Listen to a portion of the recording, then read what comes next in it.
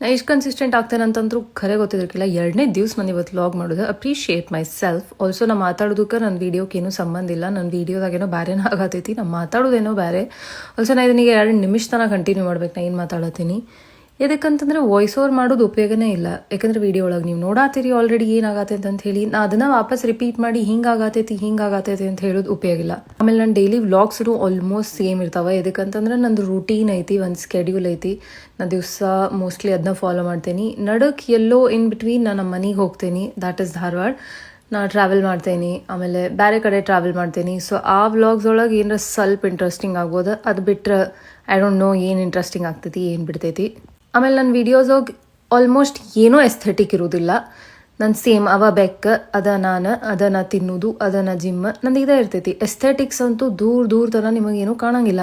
ಈ ದಿವಸ ವ್ಲಾಗ್ ಮಾಡಿ ಎಡಿಟ್ ಮಾಡೋರು ಭಾಳ ಗಟ್ಟಿ. ಅದಕ್ಕಂದ್ರೆ ಈ ಒಂದು ವಿಡಿಯೋ ಎಡಿಟ್ ಮಾಡೋಕೆ ನನಗೆ ಆಲ್ಮೋಸ್ಟ್ 2 ತಾಸು ಆಗೈತಿ. ನಾ 8 ಗಂಟೆಗೆ ಕುಂತಕ್ಕಿ ಈಗ ಮುಗಿಸೇನಿದ್ದೇನೆ. ಅದು ಆ್ಯಕ್ಚುಲಿ 10 ಗಂಟೆಗನ ಪೋಸ್ಟ್ ಆಗಬೇಕಾಗಿತ್ತು. 10 ಅಲ್ಲ 9 ಗಂಟೆಗೆ ನಾ ಪ್ಲ್ಯಾನ್ ಮಾಡಿದ್ದೆ.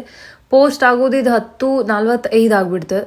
ಏನು ಮಾಡಲಿ, ನಂದು ಎಡಿಟಿಂಗ್ ಸ್ಕಿಲ್ಸ್ ಹೊಲಸೈತೋ ನಂದು ಏನು ಹೊಲಸೈತೋ ನಂಗೆ ತಿಳಿಯತ್ತಿಲ್ಲ. ಬಟ್ ಹೆಂಗೋ ಅದು ಹಿಂಗೆ ಮಾಡೀನಿ.